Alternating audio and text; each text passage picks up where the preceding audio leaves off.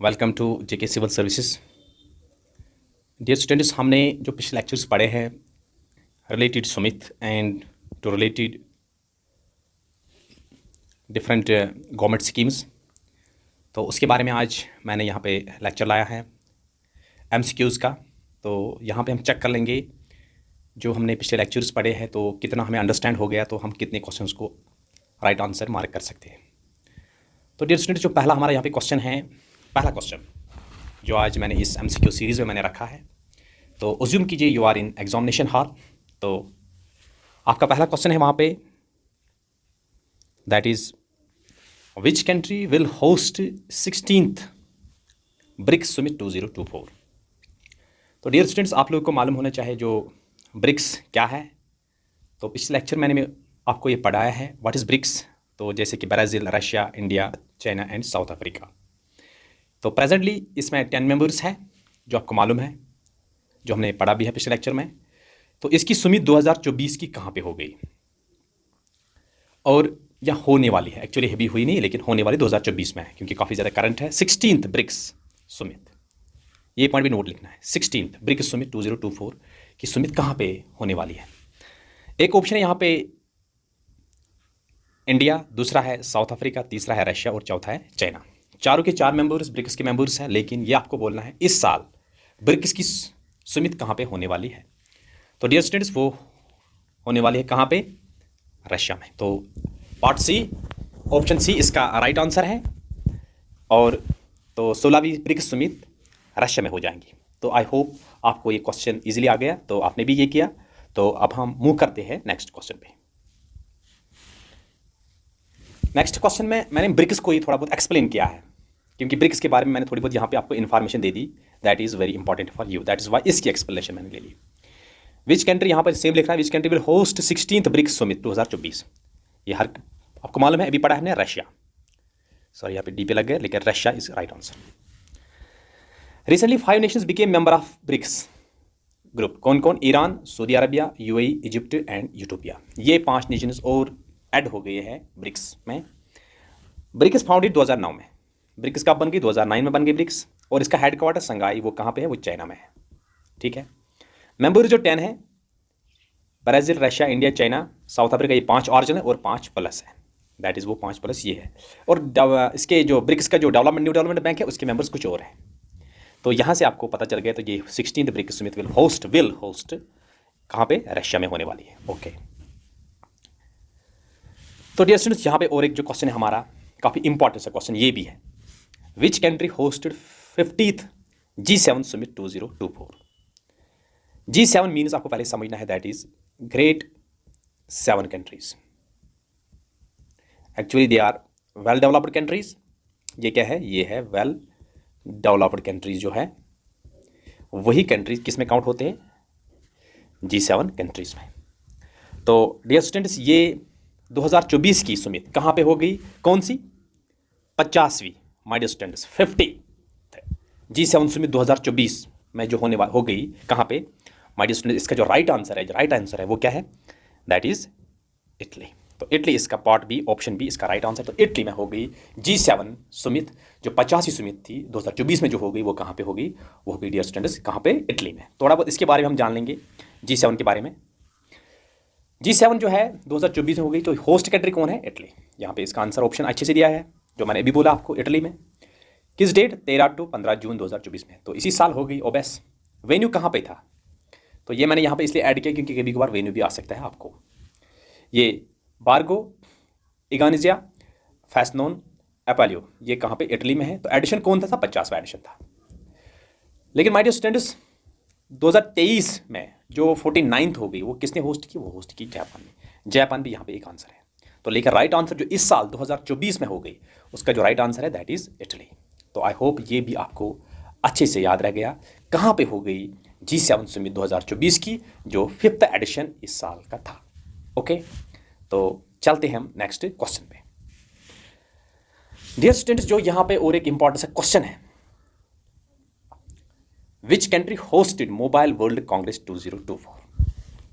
तो dear students, which country hosted, ये question आपने नहीं पढ़ा है, लेकिन ये मैंने यहाँ पे लाया। विच country hosted mobile world congress 2024, mobile world Congress MWC that is 2024, ये कहाँ पे हो गई? ये हो गई माय डियर, इसका राइट आंसर है। अगर आप में से किसी ने पढ़ा है इसके बारे में उसको राइट आंसर मालूम होगा, लेकिन अगर आपने नहीं पढ़ा तो आज ही याद रखना है, मोबाइल वर्ल्ड कांग्रेस 2024 जो इसकी सुमित हो गई, वो हो गई कहाँ पे माय डियर स्टूडेंट? स्पेन इसका राइट आंसर है। तो इसका ऑप्शन ए, पार्ट ए इसका राइट आंसर है। तो आप लोग को ये मालूम होना चाहिए, मोबाइल वर्ल्ड कांग्रेस की जो सुमित थी 2024 में हो गई कहाँ पे? स्पेन में हो गई। ओके, तो चलते हम नेक्स्ट क्वेश्चन पे। तो ये क्वेश्चन हमने पढ़ा है, तो आई होप ये आप लोगों को भी इजीली यहाँ पे इसका आंसर आप दे सकते हैं। थोड़ा मैं पास दे सकता हूँ कभी कभार।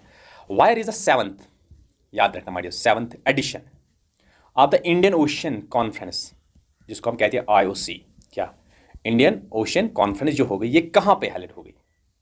ऑस्ट्रेलिया पार्ट ए है, part B India, option C Indonesia, option D Sri Lanka. इन 4 ऑप्शन में आपको राइट ऑप्शन चूज करना है। इंडियन ओशन कॉन्फ्रेंस कहाँ पे हेल्ड हो गई? जो 7वां एडिशन था। तो माय डियर स्टूडेंट्स, आप लोगों ने ये पढ़ा है और पिछले लेक्चर में मैंने ये पढ़ा है आप लोगों को। तो इसकी जो सुमित हो गई वो हो गई कहाँ पे? वो हो गई ऑस्ट्रेलिया में। तो ऑप्शन ए इसका राइट आंसर है। ठीक है, option A is the right answer. क्या? ऑस्ट्रेलिया में हो गई 7th edition of the Indian Ocean conference. याद रखना, इंडियन ओशन कॉन्फ्रेंस जो हेल्ड हो गई वो कहाँ पे हो गई? ऑस्ट्रेलिया में। ओके डियर, तो अब हमारा अगला क्वेश्चन क्या है? विच सिटी होस्टेड, क्या which city hosted wings India 2024? क्या विंग्स इंडिया 2024 जो हो गया वो कहाँ पे हो गया? किस स्टेट? यहाँ पे लिखा है सिटी माय डियर स्टूडेंट, यहाँ पे कंट्री का नाम नहीं है, किसी स्टेट, यहाँ पे सिटी का नाम है। Which city hosted wings India 2024? Basically ये कौन सी सिटी है? दैट इज ऑप्शन सी, क्योंकि आप लोगों ने ये क्वेश्चन नहीं पढ़ा है, लेकिन यहाँ पे मैंने वो क्वेश्चन भी लाया है जो आप लोगों ने भी नहीं पढ़े, क्योंकि आपको पता चलेगा हमें किस किस एरिया से क्वेश्चन कवर करने हैं, नॉलेज कवर करनी है करंट अफेयर्स रिलेटेड। तो डियर स्टूडेंट्स, यहाँ पे इसका ऑप्शन सी जाएगा, दैट इज हैदराबाद। तो हमारे स्टूडेंट मुझे कमेंट सेक्शन में बता देना हैदराबाद किस स्टेट की कैपिटल है presently. Hyderabad is the capital of which state, ये आपको मुझे कमेंट सेक्शन में बता देना है। तो फिलहाल के लिए आपने यहाँ पे याद रख लिया है, which city hosted wings India 2024। Wings India 2024 का इवेंट जो था ये कहाँ पे हुआ? ये हुआ हैदराबाद में। ओके, अब जो बात है यहाँ पे, ये क्वेश्चन हमने पढ़ा है और यहाँ पे इस पे क्वेश्चन मिला है, लेकिन मैंने थोड़ा बहुत डिटेल्ड यहाँ पे इसमें कुछ इंफॉर्मेशन लाई, that is who inaugurated 9th edition. कौन सा एडिशन? 9th edition of Raisina dialogue in new Delhi. Raisina dialogue के बारे में हमें यहाँ पे जानना है। कौन सा? 9th addition.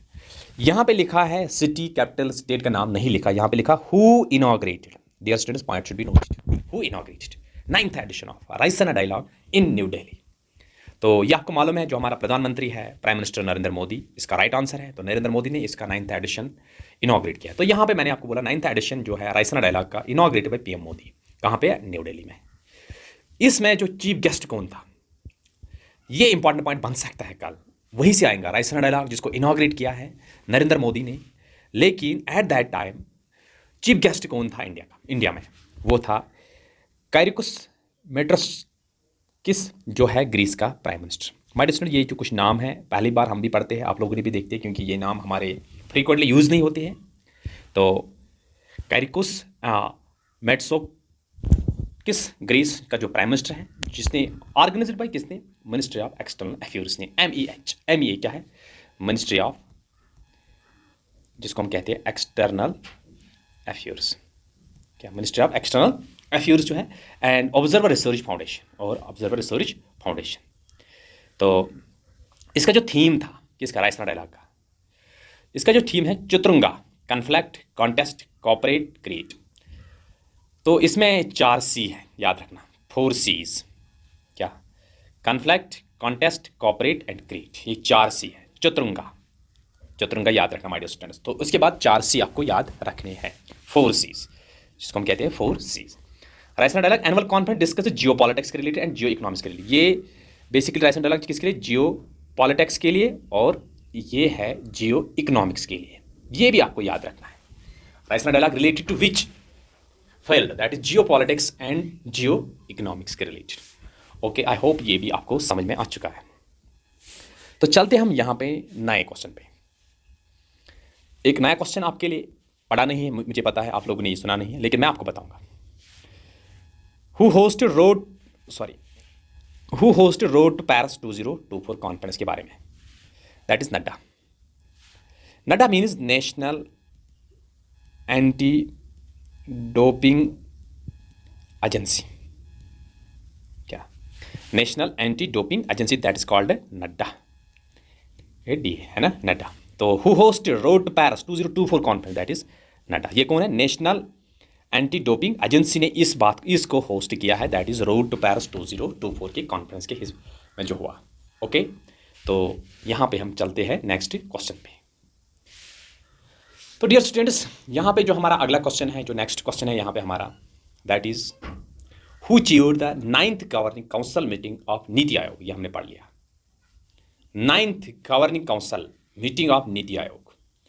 तो डियर स्टूडेंट्स, नीति आयोग से पहले हमारे पास क्या था? That was planning commission. क्या? प्लानिंग कमीशन था हमारे पास। लेकिन जब एनडीए सरकार पहली बार बन गई 2014 में, तो उसके बाद उन लोगों ने 2015 में क्या है, नीति आयोग को इंस्टॉल किया है। तो रिप्लेस किस चीज़ को किया है? Planning commission. 2014 तक क्या हमारे पास था? Planning commission. लेकिन आज हमारे पास क्या है? दैट इज नीति आयोग। कब से? 2015 से। तो ओबेस इस मीटिंग को, इस काउंसिल के मीटिंग को हमेशा चेयर करता है। वो कौन करता है? That is prime minister Narendra Modi ji. क्यों? आप लोगों को मालूम है, जब आपने प्लानिंग कमीशन पढ़ा तो उस टाइम आप लोगों ने पढ़ा है chairman of the planning commission, that is prime minister Narendra Modi. तो यही इसको प्राइम मिनिस्टर होता है। तो आज नरेंद्र मोदी है, तो आज नरेंद्र मोदी है। तो इसलिए आपको याद रखना है who chaired the 9th governing council meeting of नीति Aayog, that is prime minister Narendra Modi. इसी ने इस मीटिंग को चेयर किया। ओके, अब हम बात करते हैं अगले क्वेश्चन की। विच country hosted 46th UNESCO world heritage committee? World heritage committee session किस कंट्री ने होस्ट किया है? कौन सी? 46th UNESCO world heritage committee session को। तो डियर स्टूडेंट्स, ये मैंने आप लोगों को बोला है उस टाइम। इस बार ये किया है किसने? इंडिया ने। किसने? इंडिया ने। तो और मैंने उस टाइम आपको बोला कौन सी हेरिटेज इस बार डिक्लेयर हो गई, तो वो आसाम की एक थी, तो उसका नाम मुझे बोलना। तो यहाँ पे मैंने वो लिख के भी लाया। विच country hosted 46th UNESCO world heritage committee session, that is India. ठीक, 46th माय डियर स्टूडेंट याद रखना, 45 नहीं, 47 नहीं, 46th इस साल 2024 की, held in Bharat Mandapam Bharat Mandapam, that is new Delhi. क्या? भारत मंडपम कहाँ पे? न्यू दिल्ली में। UNESCO world heritage committee total members कितने हैं? 21। इस हेरिटेज कमेटी में कितने मेंबर्स हैं? टोटल 21। इसमें एक इंडिया भी है। चराइदेव मैदान, ये है आसाम की 43rd UNESCO world heritage site. कौन? चराइदेव मैदान जो है ये आसाम की बन गई 43rd UNESCO world heritage site.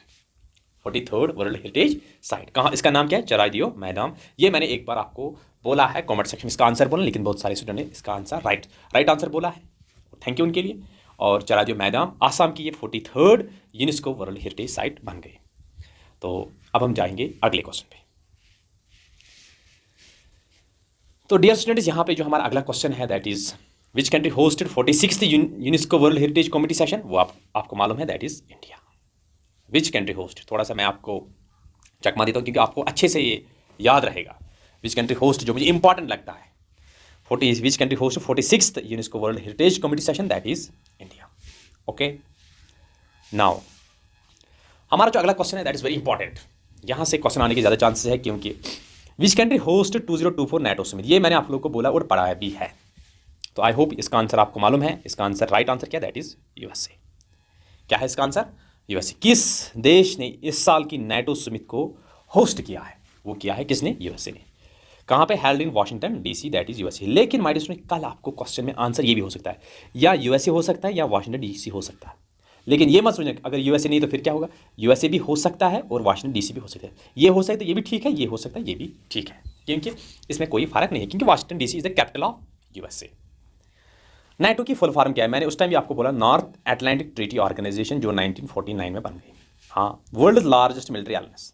ये आज वर्ल्ड की सबसे बड़ी मिलिट्री अलायंस है, जो कब बन गई? 1949 के द्वारा। इसका हेडक्वार्टर जो है वो है ब्रसेल, जिसको जो बेल्जियम की कैपिटल है। Brussel is the Belgium capital. लेकिन माय डियर स्टूडेंट, मैंने उस टाइम आपको बोला नाटो के 30 मेंबर्स है, याद रखना। इस टाइम आप बोलोगे सारे इसके 32 मेंबर्स हैं, लेकिन 2 नए हैं, एक है स्वीडन और एक है फिनलैंड। तो बेसिक लेटेस्ट 2 स्वीडन और फिनलैंड। तो पुराने कितने हैं 2 और प्लस 2 जब बन जाएंगे ये बन जाएंगे 32। प्रेजेंटली माय डियर स्टूडेंट्स इसके 32 मेंबर्स हैं। तो my dear students presently 32 members हैं, लेकिन इससे पहले कितने 30, लेकिन लेटेस्ट आपको याद रहे कौन कौन सा नया है, that is Sweden and Finland. Sweden and Finland ऐसा सब याद रखना, स्वीडन और फिनलैंड नए मेंबर्स ऐड हो गए हैं नेटो में। तो राइट नाउ 32 मेंबर्स है इसके। तो कहाँ पे हो गई इसकी सुमित, वो हो गई माय डियर स्टूडेंट्स इसकी नेटो की सुमित हो गई है यूएसए में। ठीक है, okay. Which country host 2024 NATO Sumit, अभी मैंने आपको बोला तो मुझे राइट आंसर बोलिए। तो इसका जो राइट आंसर है वो क्या है, दैट इज यूएसए। तो कभी कभार इसका राइट आंसर ये भी हो सकता है, इसकी वहाँ पे आंसर में लिखा है वाशिंगटन डीसी, तो ये भी इसका right answer. Washington is a capital of USA. तो डीसी का मतलब क्या है, तो डियर स्टूडेंट डीसी का मतलब है डिस्ट्रिक्ट ऑफ कोलंबिया। ठीक है, ये भी आपको वही से याद रखना, कभी कभार कोई बोल सकता है या कभी क्वेश्चन आता है what is DC stands for, जो वाशिंगटन डीसी है, जो इसके पीछे है डीसी, उसका असल मीनिंग क्या है, that is Washington DC. Okay, अब जो हमारा अगला क्वेश्चन है that is which ministry launched परिना प्रोग्राम। परिना प्रोग्राम क्या है, परिना प्रोग्राम ये किस मिनिस्ट्री ने लॉन्च किया है। तो माय डियर स्टूडेंट्स इसको मिनिस्ट्री ऑफ एजुकेशन ने लॉन्च किया है। किसने, मिनिस्ट्री ऑफ एजुकेशन ने लॉन्च किया। Parina an experimental learning programme, ये है एक एक्सपेरिमेंटल लर्निंग प्रोग्राम है हमारे पास। इसकी एम क्या है, टू एम्पावर। इसकी एम क्या है, टू एम्पावर किनको, स्टूडेंट्स विद लीडरशिप क्वालिटीज। किसमें, लीडरशिप क्वालिटीज में। याद रखिए ये पॉइंट, कभी वहां पे आ सकते हैं आपको परिना के प्रोग्राम के ऑब्जेक्टिव्स क्या है, तो लीडरशिप याद रखना, हमारे स्टूडेंट्स विद लीडरशिप क्वालिटीज़ है। तो किसने लॉन्च किया, मिनिस्ट्री ऑफ एजुकेशन ने। तो माय डियर स्टूडेंट्स मैंने आपको काउंसिल ऑफ मिनिस्टर्स का टॉपिक पढ़ाया है। तो कितने कैबिनेट मिनिस्टर्स हैं हमारे पास, 30 कैबिनेट मिनिस्टर इस साल। तो सारे मिनिस्टर्स मैंने आपको पढ़ाया, तो मुझे बता देना कमेंट सेक्शन में मिनिस्ट्री ऑफ एजुकेशन इस साल कौन है, मिनिस्टर ऑफ एजुकेशन जो है कौन है। तो यहाँ पे सेम क्वेश्चन मैंने यहाँ पे रिपीट किया है, which ministry launch programme, that is ministry of ये एजुकेशन। ये MO my dear means ministry of education, sorry ministry of, इसका मतलब है ministry of, that is MO. और एक जगह आप देखो MOS dear students, that is called ministry of states. Ministry of states independent भी होते हैं और इंडिपेंडेंट नहीं होते, दैट इज एमओ। तो एमओ क्या क्या है, मिनिस्ट्री ऑफ। तो MOS क्या है, मिनिस्ट्री ऑफ स्टेट्स। तो प्रेजेंटली इसका कौन है, that is ministry of education. तो मुझे कमेंट सेक्शन में इसका नाम बता देना जो हमने पिछले कैबिनेट मिनिस्टर्स पढ़े। ओके, और एक क्वेश्चन है हमारा, that is who has launched Prithvi Vigyan scheme. Who has launched Prithvi Vigyan scheme. आप हमें बोलिए जो पृथ्वी विज्ञान, ये भी हमने लेक्चर में पढ़ा है। तो किसने लॉन्च किया है पृथ्वी विज्ञान स्कीम को। तो आई होप ये क्वेश्चन भी आपको अच्छे से पता है किसने किया है, लेकिन तो इसका राइट आंसर जो यहाँ पे है, इसका राइट आंसर है प्राइम मिनिस्टर नरेंद्र मोदी, इसी ने लॉन्च किया है पृथ्वी विज्ञान स्कीम को। तो माय डियर स्टूडेंट्स यहाँ पे मैंने थोड़ा बहुत इसको इलाबोरेट किया है, what is Prithvi Vigyan scheme. Actually इसका इनिशिएटिव जो है किसने लिया है, ministry of earth and science, ministry of earth and science. इसका जो टोटल बजट है 4,797 करोड़। टाइम पीरियड है इसका 2021 to 2026, 2021 से लेकर 2026 तक है इसका टाइम पीरियड। एम जो है इसकी to enhance earth system science. तो इसकी एम क्या है, एनहेंस करना earth system science and provide crucial service for environmental and economic wellbeing.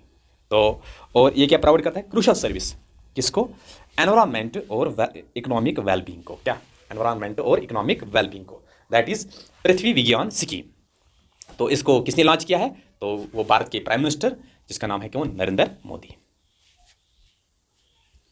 यहाँ पे और एक पॉइंट है हमारा, और एक क्वेश्चन है, that is who has launched Prithvi Vigyan scheme. Same question मैंने यहाँ से रिपीट किया क्योंकि यहाँ पे मैंने डिटेल कोई नहीं लिखी, यहाँ पे खाली आपको पता है किसने लॉन्च किया, that is prime minister Narendra Modi ने।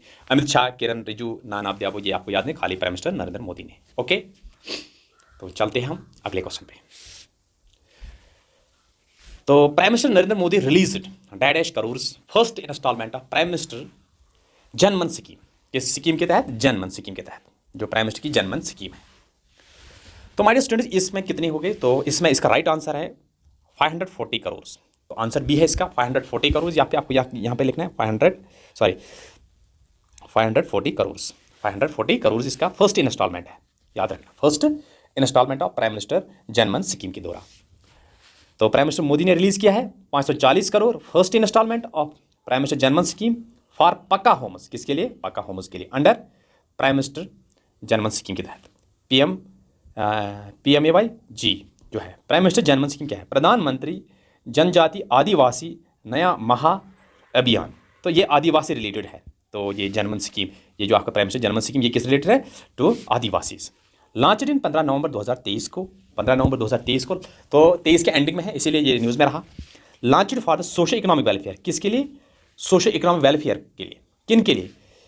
PVTG, जिसको हम कहते हैं PVTG, particularly vulnerable tribal group, particularly vulnerable tribal group. मुझे बताना कमेंट्स में इंडिया में कितने ट्राइबल ग्रुप्स हैं, ये मुझे कमेंट सेक्शन में बता देना। तो ये आपको याद रखना चाहिए। Prime minister Modi released 540 crore first instalment.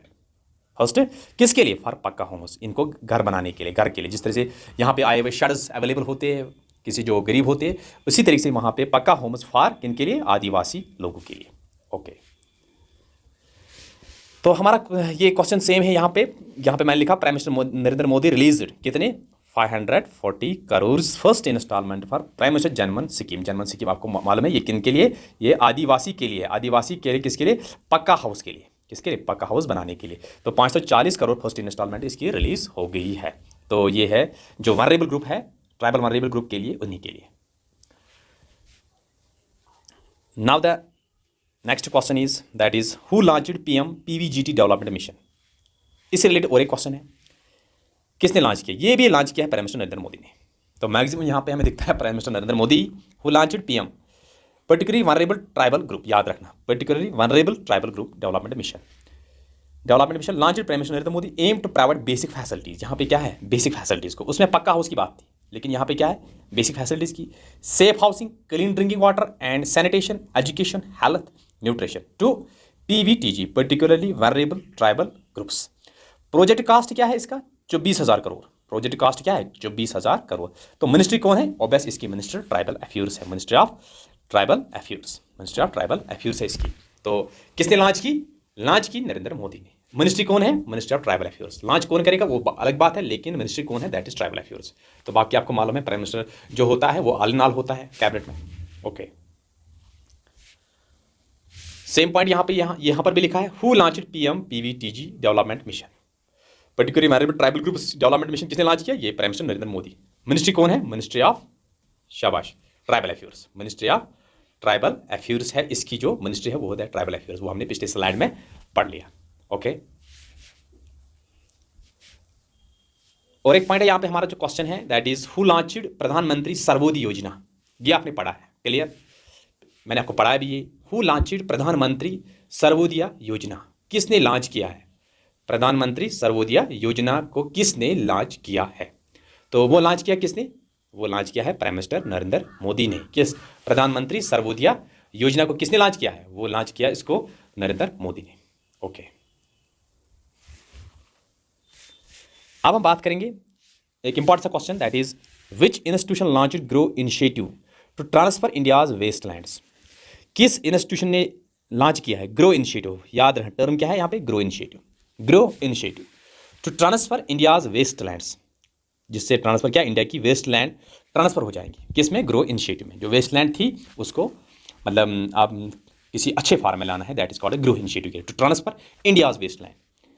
तो ये किसके द्वारा? ये हो गई नीति आयोग के द्वारा। इसका राइट आंसर क्या है? NITI Aayog. Who which institution launch, किस इंस्टीट्यूशन ने लॉन्च किया grow initiative to transfer India's wasteland? That is NITI Aayog. That is NITI आयोग इज राइट आंसर।